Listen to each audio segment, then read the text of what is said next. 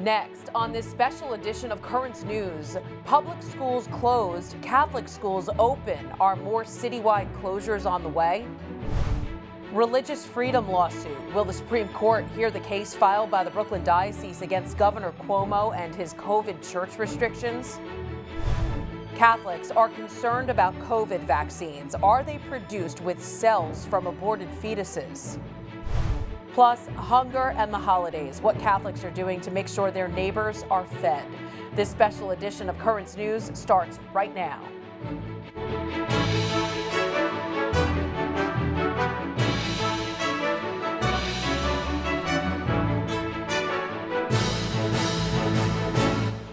Hello, I'm Christine Persichetti, and welcome to this special edition of Currents News. We're bringing you this week's top stories important to the Catholic community. We begin with New York City public schools closed this week. They've gone to all remote learning because the city has reached 3% positivity. But Catholic schools in Brooklyn and Queens remain open. Currents News' Emily Druby has more. As much as we are unhappy today that this moment was reached, we are resolved to keep fighting. The moment parents were dreading. It's back to remote learning for all of New York City's public school students, and we aren't sure just when they'll be back in class. We are looking at this as a temporary closure. We will get students back in buildings as soon as we can safely. This city hitting the 3% infection rate Wednesday and, as promised, shutting school doors. But the announcement was plagued by confusion. Are the schools going to open tomorrow in New York City? All right. First of all, let's try not to be obnoxious and offensive in your tone, because you're 100% wrong. Just minutes before the DOE's chancellor announced the closing, Governor Andrew Cuomo patronized a reporter for asking questions on the matter. Follow the facts. I'm still confused. Well, then you're confused. I'm confused, and Then I'll tell you what, Jimmy. Parents are still confused as well. The schools No, in New they're York not City confused. tomorrow.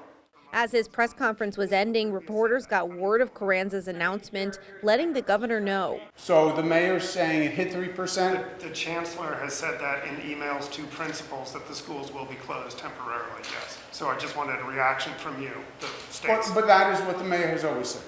Even as New York City schools close, the Diocese of Brooklyn is sticking to their promise as well. They will not close, keeping all 69 of their schools open for in-person learning. We really want the children in the classrooms. Superintendent of Catholic Schools for Brooklyn and Queens, Thomas Chadzuko, assuring the schools are prepared to keep students safe. Along with the normal health checks like daily screenings and regular testing as mandated by both the state and city, they've been able to prevent the spread by staying diligent and communicating. The cases that have come in have been reported to us are really, when we trace them back, and these are events that are beyond our control on the weekends. You know, events where there's been Halloween parties, sporting events, oddly enough, sleepovers. This is similar to the beginning of this school year when public schools were closed and Catholic schools remained open. If the state designates New York City an orange zone, all schools would have to briefly close and pass a certain level of testing to reopen. Orange zone schools in the Diocese of Brooklyn recently had to test everyone to reopen. However, if all the city became orange, it's not clear if that formula for reopening would stay the same or change. Schools in the Diocese of Brooklyn that are currently located in hotspot zones will, of course, continue with their state-mandated testing. Emily Druby, Currents News. That state-mandated testing can cost anywhere from $2,000 to $10,000 a week per school. Right now, the schools are covering the costs. The Diocese of Brooklyn Superintendent's Office is working on securing a grant for those expenses. Meanwhile, the Archdiocese of New York is suing for the same reason. They want the DOE to provide COVID-19 testing for its students as required by state law. A hearing is set for Monday. The lawsuit has been filed by Catholic schools against the New York City Department of Education. Several Catholic school parents joined it. At the same time, the Brooklyn Diocese is waiting to find out if the Supreme Court will hear its religious freedom lawsuit against Governor Andrew Cuomo's COVID restrictions. This week, both the diocese and the governor responded to the initial application that seeks to lift Cuomo's strict measures that severely restrict the number of people who can attend Mass. The governor's office says religious gatherings are more prone to spreading the virus, saying many of the state's early cases were caused by super spreader events at houses of worship. But lawyers for the diocese say the governor's response does not dispute that the church has suffered irreparable harm from the infringement of its First Amendment rights, and that under the state's rules, houses of worship were limited more harshly than non-religious entities, including supermarkets and hardware stores. Also this week, a Jewish group filed a similar case with the High Court. Mayor Bill de Blasio says New York City will likely become a COVID orange zone during the first week of December. If that happens, it would bring new restrictions to all 5 boroughs, including closing indoor dining and gyms.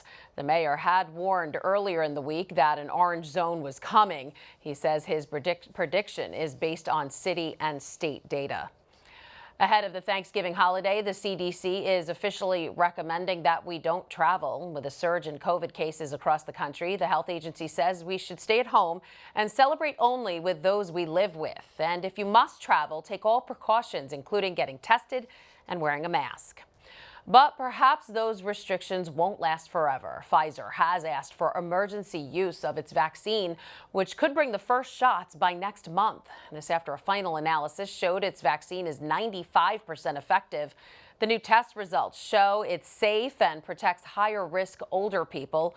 The only side effect, fatigue.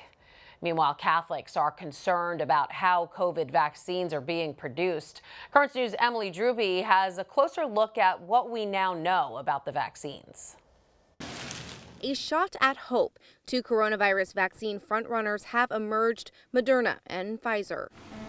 In July, a local Georgia news anchor became the Moderna vaccine's first trial patient. We dosed the first patient.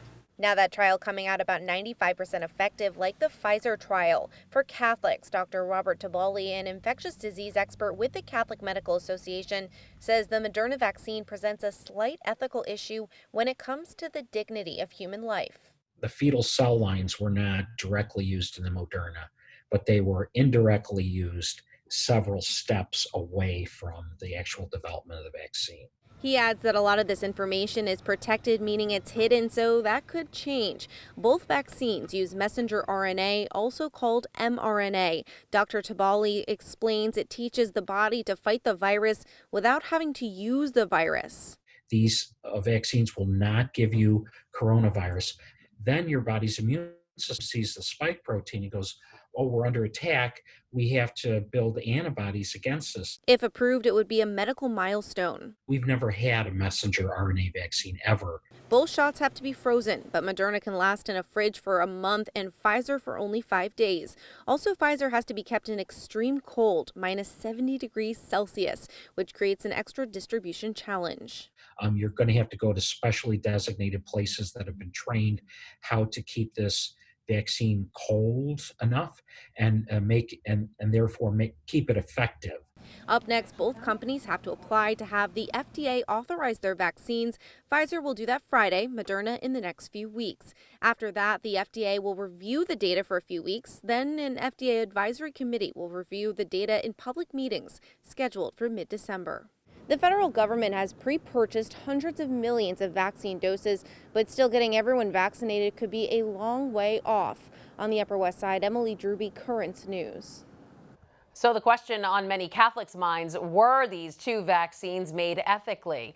I spoke with John Brahaney, Director of Institutional Relations with the National Catholic Bioethics Center, about the moral dilemma if the vaccines use cells from aborted fetuses. He reacted to a tweet from Bishop Joseph Strickland of Tyler, Texas, saying the Moderna vaccine was produced using those cells. The Moderna vaccine and a Pfizer vaccine, which are closest to implementation, are not produced using the cell lines he references. Now, they did come in at a certain point in the process, sort of at a final stage of development in testing, but they are not produced using those cell lines like many other vaccines are.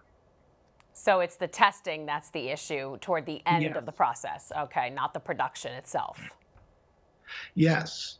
And that's, like I say, that's unlike many other old vaccines or ones we might think of for measles, mumps, rubella, and chickenpox, and some of the other vaccines being developed for COVID. All right, yeah, like you said, there are many companies producing coronavirus vaccines, and the vaccines being developed by AstraZeneca and Janssen are reportedly produced using abortion-derived cell lines, but others, Merck, Novavax, Sanofi, are producing vaccines from animal cells. So if it's possible to develop a vaccine without human cells, why wouldn't all companies go that route? Well, I think, there are many safety issues, many sort of quality and consistency issues and documentation issues in making medicines, especially vaccines. Companies get used to doing something a certain way, and they don't want to invest the time and money to produce alternatives. But alternatives are scientifically possible. It's certainly possible. And we need to provide, the urgency and the advocacy so that they can see the need. Yeah, the Vatican has said researchers have a duty to avoid using cell lines derived from aborted children in vaccine production. But if we have no other choice, the Vatican says we can use the vaccine. So can Catholics feel comfortable getting these shots if there aren't any other alternatives? Yeah, well, I don't know if people can or should feel comfortable. There are so many ethical issues involved all along the way. But I think Catholics can have confidence that if there's a great need and there are no alternatives, that they are not forbidden from using these new vaccines. I think there's much, though, that the church calls us to do, again, in seeking out alternatives, in advocating for alternatives, and just making good ethical choices along the way. Again, that was John Brahaney from the National Catholic Bioethics Center. There's a lot more news headed your way. The U.S. Conference of Catholic Bishops wraps up their annual meeting, addressing a number of topics, including the Vatican's report on Theodore McCarrick. President Trump's legal team lays out their case for a second term for their client, and how Catholics in the diocese are helping feed their neighbors this holiday season. Now you can help us put your faith in the news. The next time you capture a newsworthy event, send us your pictures or video. It's easy. Go to netny.tv/send us, and you may see your submission on Currents News.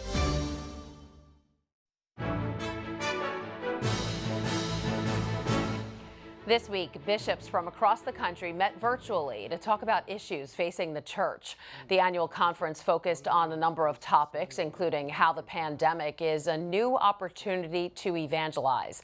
They also discussed the McCarrick report and offered prayers that the victims find healing and hope. The bishops also have solidarity with Pope Francis, committed to ousting abuse within the church while tackling other pro-life issues like racial justice.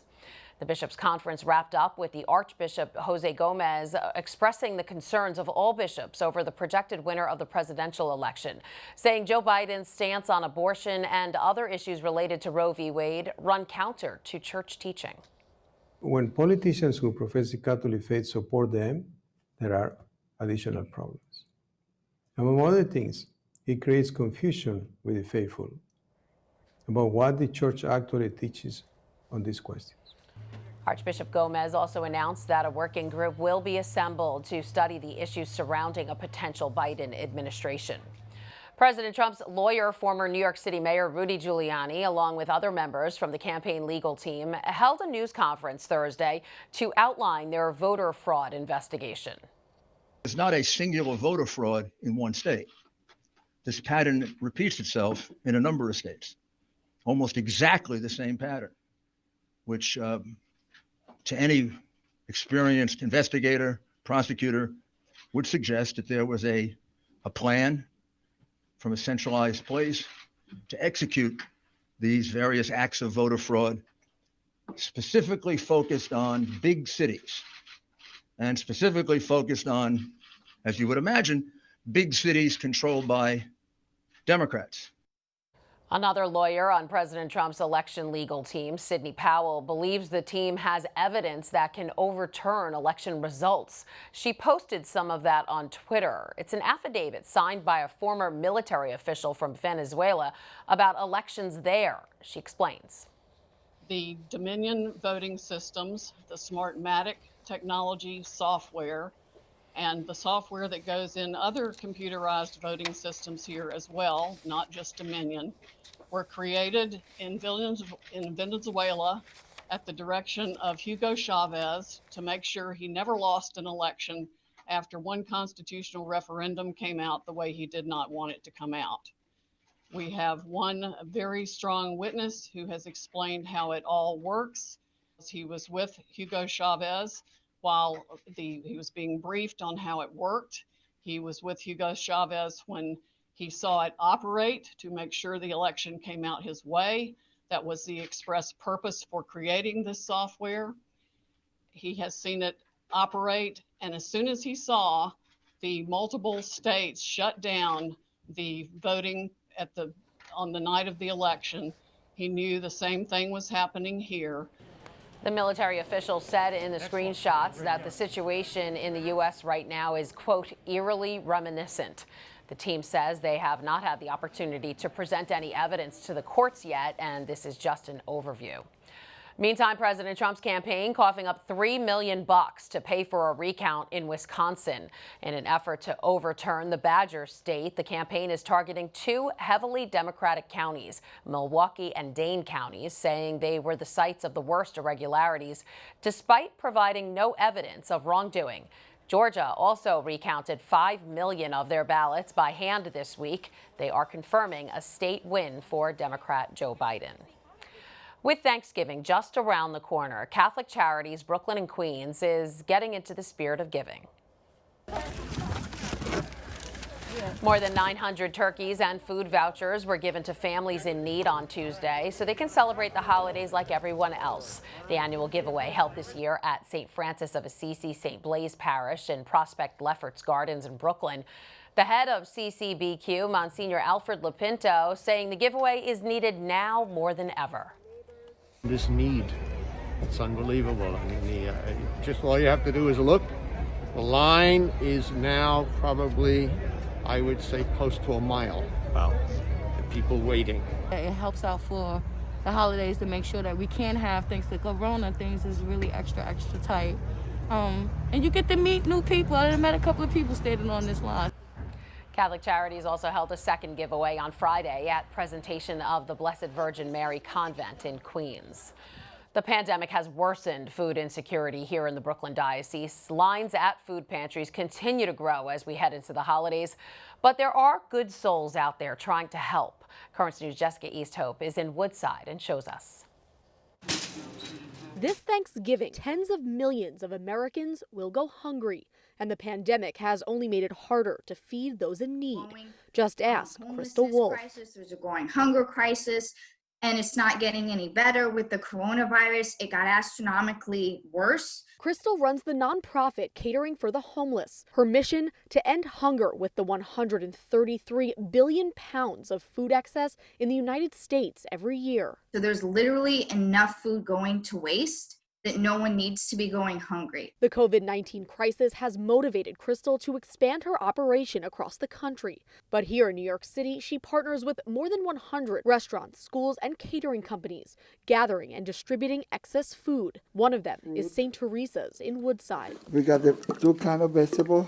Norberto Saldana has been in charge of the parish's food pantry for nearly 2 decades. During the pandemic, it went from feeding about 100 people a week to 500. I see people that they used to work now sitting in the line. You know, we don't judge, but it surprises you when you see all these people. Volunteers say it's a testament to how great the need still is that when the pantry doors open, all 150 of these bags are gone in minutes. People reserving the space. Norberto says even those who have jobs are hungry. They come before work and save spots along the street with plastic bags. The bags show up hours before the people do. I get food for my children, or I pay the rent. People have had to choose between paying their bills and eating. People have to choose. Norberto said the work they do would have been impossible without Crystal's help. It's not that she only brings the food. She stays with us, helping us. Crystal says God has called her to take action. She relates to those struggling because she's been there. I've gone hungry. I've been homeless briefly at different times. I think it's just such a tragedy for so many people to be suffering, and yet there's a solution. Crystal is working to expand her operation to Pennsylvania and Indiana and is accepting donations, food, and supplies. In Woodside, Jessica Easthope, Currents News. You can donate to Crystal's cause at cateringforthehomeless.com. Again, that's cateringforthehomeless.com. Still to come on Currents News, Drivein Mass will take you to a church that puts you in the driver's seat. And the party the pandemic couldn't stop, celebrating the 100th birthday of a parishioner at Holy Child Jesus in Richmond Hill.